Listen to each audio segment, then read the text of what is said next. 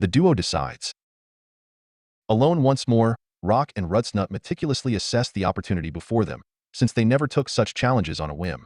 In the business of quarreling with men, failure to take matters seriously will surely end in downfall sooner or later. Still, it was true that the fox, though more cautious than most beasts of the fur, was naturally the more impulsive one and had the tendency to leap into things a little too recklessly for the rook's liking.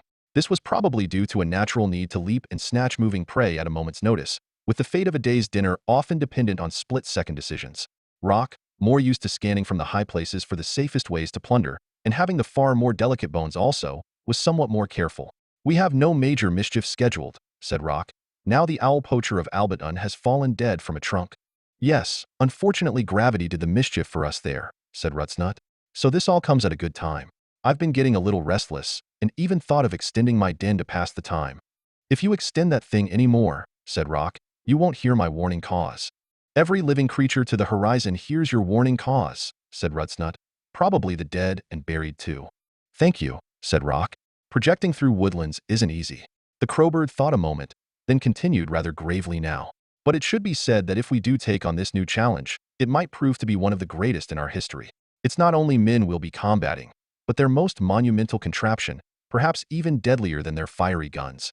The locomotive is a true mechanical monster, faster than any land animal, larger, heftier, tougher, tireless and terrible, with a hide forged from the earth-hardened iron itself."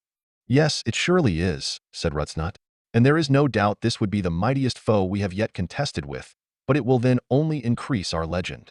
"I can't deny," said Rock, "that if we manage to overcome a fully formed train, not just a model for children, but the real-life raging snake of steel, crammed with cloth-backed people, it would be some feat, even by our lofty standards." "Not just some feat, my feather-fingered friend," said Rutsnut, "but a feat for the ages, the most magnificent mischief ever known. Even the men of the land will write ballads about us." "Not pleasant ballads, though, I'm sure," said Rock. "We would still be outlaws." "Of course, that's just a matter of viewpoint." "Yes," said Rutsnut, "and their complete ignorance of fox law, whereby all men are outlaws until proven innocent, and their families and drooling dogs too." He swished his tail around in agitation, an agitation formed from years of being stalked, sniped, and literally hounded. "But it will be excellent to have a big meaty mission to sink our teeth into, or toothless beak in your case, naturally. I'm looking forward to another glorious victory." Rock was a little more skeptical, as usual. "You don't think you might be biting off more than you could chew with this?" he said. "And more than I can crop? Have we perhaps forgotten the true size and power of these trains? Have we been loitering around these woods too long, safe from the machines of men?" "Ah, my cawing companion," said Rutsnut, "isn't the river massive and powerful too? Couldn't it sweep us away, even crush our bones and beaks against rocks? Yet we can outmaneuver a river, we can overcome it. Would a river ever stop us from crossing, even if a broken wing kept you from the skies? No, we would find a way.